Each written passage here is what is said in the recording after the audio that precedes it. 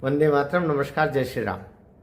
अमित शाह जी ने 1-1.5 महीने के बाद में कल उनके जो महाराष्ट्र में कुछ रैलियां हुई, भाषण हुए, पहली बार मेरा मन प्रसन्न हुआ।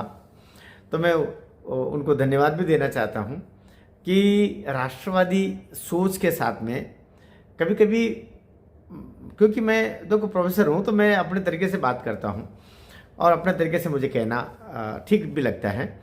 मैं किसी से प्रभावित नहीं होता।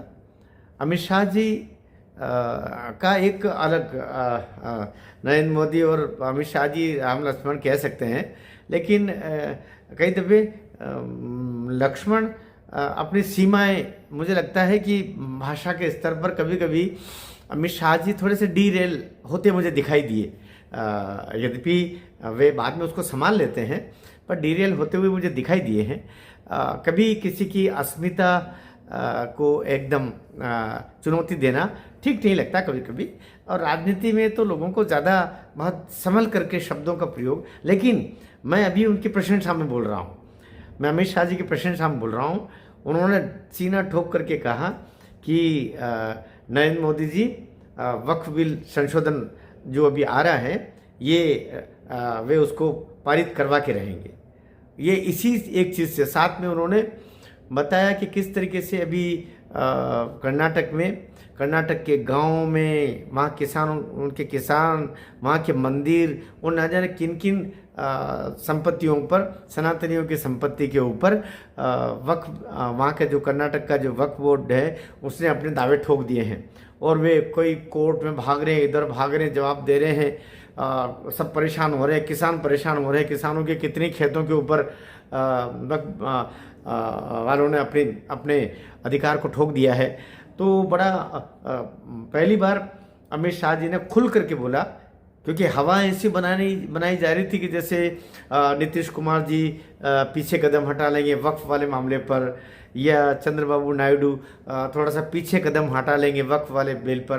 भाई वक्फ बिल है क्या?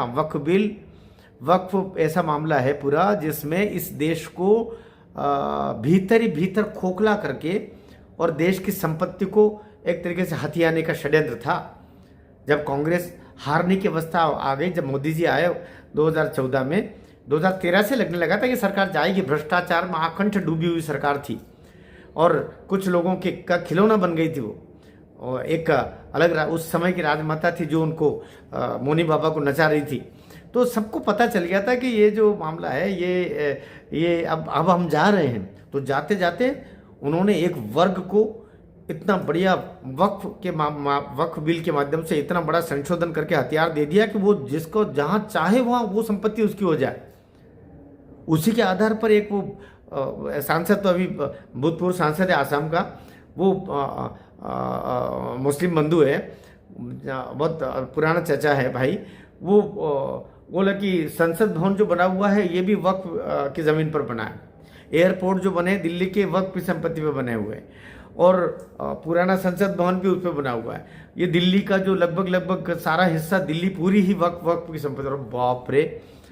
तो उस वक्त क्योंकि उसको अधिकार इतने दे दिए गए, ये जो 1993 तक जो वक्त था वहाँ तक तो फिर भी ठीक था, पर उसमें जो आर्टिकल 40 एक्ट डाला है, आर्टिकल 40, उसके तहत तो उसको वो अधिकार दे दिया कि अगर वक्फ वाले, क्योंकि उसमें सभी मुस्लिम बंधु ही रहेंगे, ये तो सही है, वक्फ वाले का कोई वक्फ बोर्ड का कोई बंदा आकर के आपको नोटिस आपके दरवाजे पर चिपका जाए कि ये संपत्ति वक्फ की है, आप इसको खाली कर दो, तो आप वहाँ डिस्ट्रिक्ट कोर्ट या किसी न्यायालय में नहीं जा सकते। नियम ये बनाया हुआ है कि ऐसी अवस्था में कानून बना के गई कांग्रेस सरकार 2013-14 में जाते जाते कि अगर वक्फ बोर्ड किसी भी संपत्ति पर अपना दावा ठोक दे, तो जिस पर दावा ठोका है वो अपना जवाब लेकर के या अपना अधिकार बताने के लिए कागज वागज लेकर के और वक्फ की समिति के पास भी जाए, उसी के ट्रिब्यूनल के पास जाए, वहाँ जहाँ वही लोग रहेंगे जिन्होंने जिस वक्त ने आपको नोटिस भेजा है कि वो संपत्ति उसकी है, उसी का जाकर के बोलना पड़ेगा माई बाप ये आपकी नहीं, ये तो हमारी है। और फिर उसी पर निर्भर करता है कि वो आपकी माने कि नहीं माने। अजीब कानून, संसार में कहीं ऐसा कानून नहीं होगा। तो अमित शाह जी को बहुत बहुत पहली दफ़े मुझे अच्छा लगा अमित भाई आपका कि आपने दमदारी से कहा कि क्योंकि अभी थोड़ा सा अंधेरा अंधेरा सा दिखने लगा था, चारों ओर वक्तव्य फैलाए जा रहे थे मीडिया के माध्यम से कि सरकार को अपने कदम पीछे हटाने पड़ेंगे। लेकिन अभी ये सत्र आरंभ हो संसद का शीतकालीन, उससे पहले फिर दमदारी से अमित शाह जी ने अभी आज जब महाराष्ट्र के सभाओं में बोल दिया कि नरेंद्र मोदी जी वक्फ बिल संशोधन के साथ में हैं और वो उसको पारित करवा के रहेंगे। एक खुशी की बात है कम से कम कि इस देश की जनता को न्याय मिलेगा। सनातनियों के साथ अन्याय है, क्योंकि वक्फ के माध्यम से एक षड्यंत्रकारियों को समूह हो गया। पाकिस्तान की कुल जो ज़मीन है उस वो है 8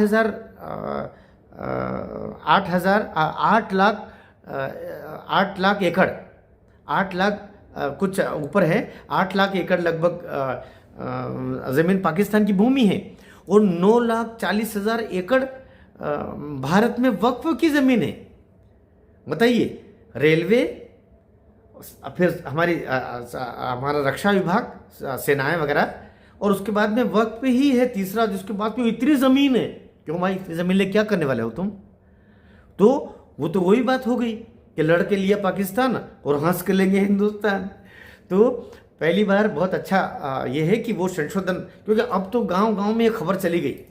अब वक्फ संशोधन बिल जो अब मोदी सरकार लाना चाहती है, उसकी सही जो पीड़ा है वो क्यों लाना ज़रूरी है, ये बात गांव गांव गली गली चौपाल चौपाल जा चुकी है।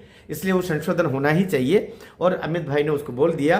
इसके लिए उनको धन्यवाद। साथ ही अभी 15 नवंबर को कल बहुत एक बिरसा मुंडा, भगवान बिरसा मुंडा, एक हमारा आदिवासियों का एक समाज उनको भगवान बोलता है, और हिंदू समाज तो ऐसा है हमारा कि जो भी आप भगवान बन सकते हो।